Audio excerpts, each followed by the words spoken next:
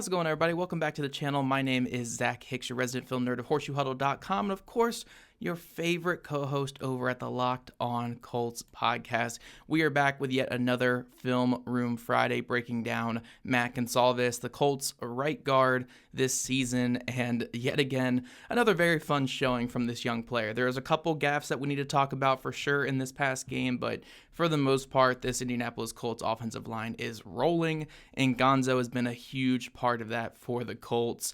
Before we get into it, though, I do want to apologize for kind of like a slower week this week from me. I've had some medical things that have popped up, and that's kind of slowed me down from producing content for you guys. But don't worry, we're getting right back to it today. Nothing too crazy. And we're going to talk about our guy, Matt Goncalves. So first clip here, you guys know exactly what words I'm going to say. Pitter patter. Pitter patter, probably my most used phrase on this YouTube channel throughout the season is either pitter patter or jump set king, but we're going to get this jump set here from Matt Goncalves where he gets out on this defensive tackle, and you guys know exactly what's going to happen when he gets out there in a jump set. So let's roll the clip here and show you guys what the jump set king does. Gets on him, hands inside, stays on that the entire rep, and locks it down for a very productive play. It's just what we've come to expect from Matt Goncalves in these jump sets. Very, very effective player. And whenever the Colts go to their play action sets and they leave Goncalves on that Gilligan's Island, he just locks it down with these beautiful jump sets. Very, very beautiful jump sets. I just really, really love watching them. This clip, though, is probably the first mistake from Goncalves in this game. And I actually played a lot of the pre-snap on this one because to show you guys that the Colts are in empty personnel. So when they're in empty protection here, you're only going to really get these 5 guys in their dish pocket. And the most important aspects to empty blocking, again, when you only have 5 offensive linemen, you don't even have a chip coming from a running back and anything like that, this ball is going to be out in under 2.5 seconds. So the goal really here for an offensive line is you have to protect the interior and just make sure you're getting a hat on a body as early and as quick as possible here. And I think we just get a miscommunication here from the interior offensive line. And I want to say this is more on Goncalves than Bortolini, because if you look at what's happening here, the hard count by Daniel Jones does an excellent job of showing where the Titans are bringing this extra pressure. Bortolini does a really good job of identifying that extra pressure, pointing it out to Matt Goncalves. But Goncalves, for whatever reason, is more focused on this outside rusher breaking inside on a stunt and maybe that like nickel blitz coming. I'm assuming that he thinks Bortolini's jumping out here and Nelson's jumping in here, and that's why he just misses the A-gap blitz. He does get his head around a little bit late, but he's unable to really like corral that block there. And luckily Daniel Jones is able to make a fantastic play. So I'm not sure exactly who this is on. There was some kind of miscommunication between these two when Bortolini called out, watch the mic coming into the A-gap here, where Goncalves thought that Bortolini was going to pass this guy off to Nelson and Bortolini was going to get him. So then he had to be more aware of just the in-breaking guy there. But Bortolini clearly thought that, hey, I got this guy crossing the face, and Goncalves is going to take that guy blitzing the A-gap. So just some miscommunication from the interior of the offensive line. Really tough to do against empty personnel or against empty pass blocking sets because, again, this ball needs to come out quick. The last place you want to allow pressure is from the interior. So I think just as an interior offensive line, you want to work inside out. You want your eyes to be on any kind of threats coming to the interior first, and then you can work outside, because if this guy all the way out here is going to be creating pressure, that ball is going to be out before that guy even gets there. So you can live with outside pressure when you're on these empty package sets like this, but you can't live with this A-gap pressure. And luckily, Daniel Jones just able to make a fantastic throw over the middle of the field to Josh Downs. But certainly a rep that these guys would like to get back, and one that Tony Sperano Jr. probably pointed out to them all week here. Let's get into, actually, no, this is one more pass blocking one. So again, one more pass blocking. We're going to get into another jump set here. We're going to get him aggressively getting out there. Again, the P word, pitter patter out there to that defensive tackle, and more of that like shade technique, one tech type of role that he's in. Goncalves gets on him and just locks it up from the beginning of the play. Again, there's not really too much I can even say about the jump sets anymore. Just they're always effective. He gets on them. Just a big, powerful offensive guard. Gets those hands inside. He's squishing the shoulder pads like we're always taught back in high school playing guard. Again, we see the little circle punch that we've talked about all year, where this hand's outside. Hand is on the outside shoulder to protect that inside shoulder there, and he's going to circle this back inside once he controls that block. Excellent technique, does a really great job of just sustaining this block, and gives the time for Daniel Jones to throw this ball up the sideline to Tyler Warren on that more like deep developing play action pass there for the Colts offense. So some really good stuff there. But let's get into a couple of these run blocking clips here, because Goncalves, I think, has shown some really remarkable growth as a run blocker in recent weeks. Maybe these clips in this game aren't the best to show it because the Colts they won so much with just their leverage and their use of play action to create run gaps, because when you see what this run is more of like an inside zone run up to A gap when these guys are all zoning out here. And this is kind of the ideal front to run this against, because you don't really have a linebacker that's going to fit that A gap there. You don't really have anyone that's going to be fitting that A gap, because what you'll see when the clip plays, so I'll play it right here, is look where the D-line is slanting to the left. That's where the run is coming here. And with that, you have just nobody in this A gap, especially with this linebacker crashing backside. This linebacker is watching for play action. It's just a disaster from the Tennessee Titans offense or defensive personnel group here. They just have no way to combat this. But we do want to shout out Matt Goncalves. This isn't the hardest block against this leverage, because again, this guy is more face up on Goncalves. Goncalves just needs to get his head out in front and wall off this guy from getting across to open up that A gap up the middle for Jonathan Taylor.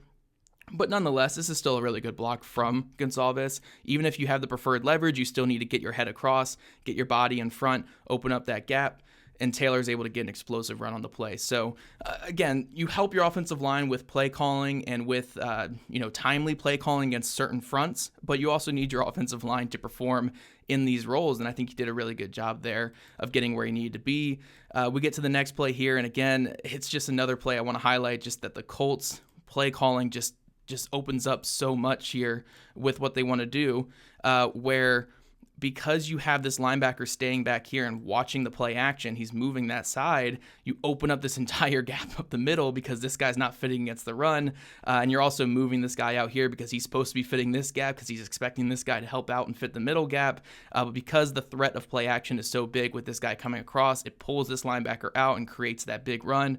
Fantastic play calling for just what the Tennessee Titans were doing, but again, we're here looking at Matt Goncalves. I think he does a great job of staying on his zone tracks, reaching that linebacker at the second level and driving him out of the play, and gives Jonathan Taylor, look, guys, this was the clip that was being shown all week because the Titans were slanting down, because this linebacker got stuck in the play action, just window dressing.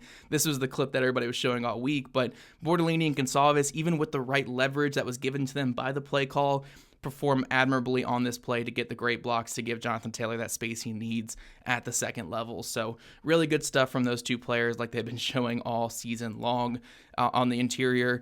Getting back to some more pass blocking clips here, I think this is probably Goncalves' best clip of the game here, where he is operating on this stunt. Now, this is a little bit sloppy from number 69 here, where he's just kind of doing too much, where he's showing too much of like delaying this and then working back to the outside as 45 is working across here, getting this tackle end stunt.